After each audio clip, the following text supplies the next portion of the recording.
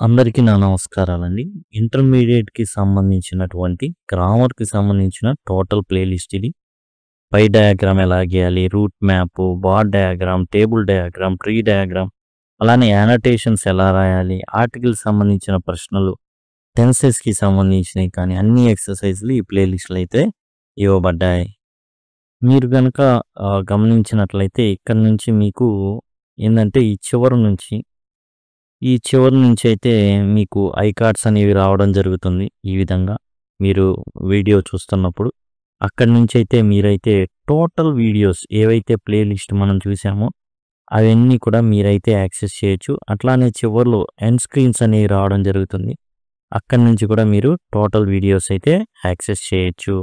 లేదా సింపుల్‌గా లింక్ అని కామెంట్ సెక్షన్‌లో గనక మీరు అడిగినట్లయితే ఖచ్చితంగా మీకు ప్లేలిస్ట్ లింక్ అనేది ప్రొవైడ్ చేయడం జరుగుతుంది.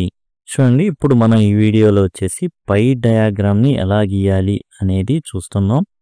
ఇక్కడ ఒక ప్రశ్న ఉంది. ఈ ప్రశ్న వచ్చేసి మనకి ఇంటర్మీడియేట్ ఏదైతే ఉందో దాంట్లో అంటే మోడల్ క్వెషన్ పేపర్ ఏదైతే ఉందో అందులో సెక్షన్ బి గనక చూసినట్లయితే సెక్షన్ బిలోని 8th ఏదైతే ఉందో దాంట్లో మనకి ఇదైతే చూడండి, ఇక్కడ ట్రీ డయాగ్రామ్ గీయమన్నారు. అదే విధంగా మనకొచ్చేసి ఏంటంటే ఇక్కడైతే ట్రీ డయాగ్రామ్ అన్నారు. అండ్ ఇదే ప్లేస్‌లో మనకొచ్చేసి ఏంటంటే పై డయాగ్రామ్ గానివ్వండి, బార్ డయాగ్రామ్ గానివ్వండి, ఏదైనా ఒక డయాగ్రామ్ అయితే గీయమని చెప్పడం అయితే జరుగుతుంది. చూడండి, ఈ విధంగా ఇవ్వడం జరుగుతుంది. A teacher surveys her class on the basis of favourite sports of the students. ఆమె క్లాస్‌లో ఉన్న పిల్లలందరినీ కూడా మీ ఫేవరెట్ స్పోర్ట్స్ ఏందని అడగడం జరిగింది. అప్పుడు వచ్చినటువంటి సమాధానమే ఈ విధంగా ఒక పెట్టెలో ఒక టేబుల్ ఏదైతే ఉందో దానిలో టేబుల్‌లో ఉంచడం జరిగింది. ఫుట్‌బాల్‌ని 10 మంది ఇష్టపడుతుంటే హాకీని 5గురు, క్రికెట్‌ని 5గురు, బాస్కెట్‌బాల్‌ని 10 మంది, బ్యాడ్మింటన్‌ని 10 మంది. ఈ విధంగా డేటా అయితే ఉంటుంది. దీంతో మనం పై డయాగ్రామ్ అనేది గీయాల్సి ఉంటుంది. మనం గీయడానికి ప్రయత్నిద్దాం. చూడండి, ఈ విధంగా ఇష్టం ఎవరైతే ఉందో ఫుట్‌బాల్ అంటే ఇష్టం, హాకీ అంటే ఇష్టం, క్రికెట్ అంటే ఇష్టం, బాస్కెట్‌బాల్, బ్యాడ్మింటన్ ఇలా ఉంది. దీన్ని మనం పై డయాగ్రామ్ ఎలా గీయాలి? పై డయాగ్రామ్ అంటే ఏంటంటే జనరల్‌గా వృత్తాకారంలో ఉంటుంది పై డయాగ్రామ్ అనేది. చూడండి, వృత్తాకారంలో ఉంటుంది ఈ విధంగా. మనం దీంట్లో గమనించాల్సింది ఏంటంటే 360 డిగ్రీలండి ఇది. 360 డిగ్రీస్ లేదా 100%. మనం జనరల్‌గా పర్సెంటేజ్‌లో మాత్రమే మనమైతే చేయాల్సి ఉంటుంది. అప్పుడు పై డయాగ్రామ్‌లో చూడండి 4 25లుగా భాగించొచ్చు. 25%, 25%, ఇదొక 25%, ఇదొక 25%. చూడండి, దీనికొచ్చేసి మనం ఖచ్చితంగా వృత్తలేఖనం అలాంటిది లేదా ఏదైనా అమ్మాయిలైతే గాజులు ఉంటాయి కాబట్టి చాలా సులభంగా వాళ్ళైతే గీసేయొచ్చు. ఇది గీసిన తర్వాత చూడండి, ఇవి 25%, 25% ప్రతిది 4 25%లు ఉంటాయనే విషయాన్ని మనం గమనించుకోవాలి మొదటిది. ఇప్పుడు ఈ విధంగా ఇచ్చినప్పుడు డేటా ఇచ్చారు. ఫుట్‌బాల్ 10 మంది ఇష్టం, హాకీ 5గురికి, క్రికెట్ 5గురికి, బాస్కెట్‌బాల్ 10 మంది, బ్యాడ్మింటన్ 10 మంది ఇట్లా ఇచ్చారు. ఇప్పుడు దీన్ని మనం పర్సెంటేజ్‌లోకి మార్చాల. పర్సెంటేజ్‌లోకి మార్చి ఇక్కడ మనం ప్లేస్ చేయాల్సి ఉంటుంది. ఎట్లా చేయాలో చూద్దాం. చూడండి, ఇక్కడ మనం చూసుకున్నట్లయితే ఫుట్‌బాల్ టోటల్‌గా అసలు ఎంతమంది పిల్లలు ముందు మనం చూడాలి. ఏం చేయాలంటే కొన్ని స్టెప్స్ వేయగలిగితే బెటర్. టోటల్ స్టూడెంట్స్ అసలు క్లాస్‌లో ఉన్నటువంటి మొత్తం పిల్లలు ఎంతమంది చూసుకుంటే 10 + 5 + 5 + 10 + 10 ఈ విధంగా ఉంది. 20, 30, 40 మంది అన్నమాట. టోటల్ స్టూడెంట్స్ ఎంతమంది? 40 మంది. ఇప్పుడు పర్సెంటేజ్ తీయాలి అంటే చూడండి, ఫుట్‌బాల్‌కి సంబంధించి 10 మంది ఉన్నారు. మనం ఫుట్‌బాల్‌కి సంబంధించి పర్సెంటేజ్ తీద్దాం. ఎంతమంది ఆడేవాళ్ళు ఉన్నారండి? ఫుట్‌బాల్‌కి సంబంధించి 10 మంది ఉన్నారు. ఎంతమందిలో? 40 మందిలో. పర్సెంటేజ్ కావాలంటే ఏం చేయాలి? ఇంటూ 100 చేయాలి. ఇక్కడ ఒక 0, ఇక్కడ ఒక 0 కొట్టేసాం. 4 25 కాబట్టి 25% ఫుట్‌బాల్‌కి సంబంధించి. నెక్స్ట్ మనం చూసినట్లయితే ఏముంది? హాకీ అనేది ఉండడం జరిగింది. హాకీ చూసినట్లయితే 5 ఉన్నారు. దీన్ని కూడా మనం పర్సెంటేజ్ అనేది తీయాలి. ఇప్పుడు ఫుట్బాల్ అయిపోయింది, 25% అయింది. ఇప్పుడు హాకీ చూడండి, హాకీ ఈ విధంగా మనం స్టెప్స్ అయితే వేయాల్సి ఉంటుంది. 5/40 40 ఎందుకు ఇస్తున్నావు కింద అంటే 40 మంది పిల్లలు ఉన్నారు కాబట్టి. ఇంటూ 100 ఎందుకు వేస్తున్నావు, పర్సెంటేజ్ అనేది రావడానికి. కాబట్టి ఇప్పుడు ఇక్కడ ఉన్న ఒక సున్నాని ఇక్కడ ఒక సున్నాని కొట్టేసాం. ఓకే, అంటే ఏంటంటే 10 10 10 10 ఇక్కడ ఉన్న 10 ఇక్కడ ఉన్న 10 10 పదులు అన్నట్టుగా అనమాట. తర్వాత ఇక్కడ ఏమవుతుంది అంటే 50/4 అవుతుంది. 50/4 దీన్ని ఏంటంటే భాగాహారం చేసుకోవాలి రఫ్లో మనం కనుక భాగాహారం చేస్తే ఇది రఫ్ అనుకున్నాం. రఫ్ కనుక మీకు అర్థమయ్యేటట్లు 4 1 4 10. తర్వాత మనం చూస్తే 4 2 8 2 ఓ సున్నా అయితే ఇక్కడ పాయింట్ పెడతాం. 4 5 20. ఈ విధంగా 12.5% వస్తుంది.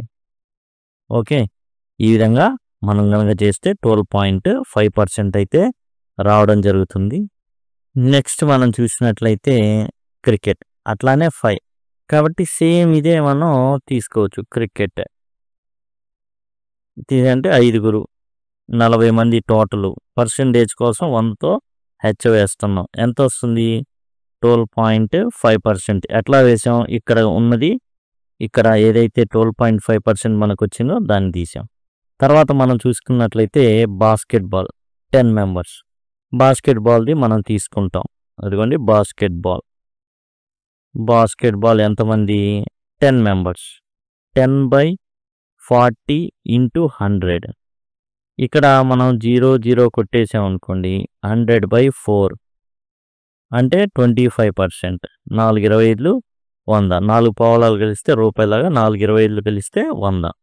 తర్వాత బాస్కెట్బాల్ అయిపోయింది. ఇప్పుడు బ్యాడ్మింటన్ 10 ఉంది. అది కూడా మనం ఇట్లానే వేస్తాం. బ్యాడ్మింటన్ వేసి 10/40 ఇంటూ 100. ఓకే, అంటే 100/4 అంటే 25%. ఇక్కడ మనం జాగ్రత్తగా గమనించుకుంటే 1 3 25 2 12.5 వచ్చినాయి. దీన్ని మనం ఒక పై డయాగ్రామ్లో గీయాల్సి ఉంటుంది. ఇప్పుడు దీన్ని ఎలా గీస్తాం, జనరల్గా చూడండి, మనం ఒక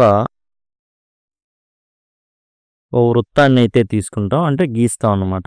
ఈ విధంగా మనం ముందే చెప్పుకున్నాం ఏంటంటే ఈ విధంగా మనం అయితే తీసుకోవాలి. ఒక్కొక్కటి 25%, ఇది ఒక 25%, ఇది ఒక 25%, అండ్ ఇక్కడ ఉన్న మిగిలినది కూడా 25%. ఇక్కడ 3 25%లు ఉన్నాయి. ఏదైతే మనం వచ్చిందో అందులో ఏం వచ్చినాయి, ఫుట్బాల్ 25%, బాస్కెట్బాల్, బ్యాడ్మింటన్ ఇవి 25%. ఎందుకని ఇక్కడ కూడా చూస్తే 10 10 10 ఉన్నాయి. కాబట్టి ఫుట్బాల్, బాస్కెట్బాల్, బ్యాడ్మింటన్ ఇవన్నీ కూడా 25% అయితే ఉన్నాయి.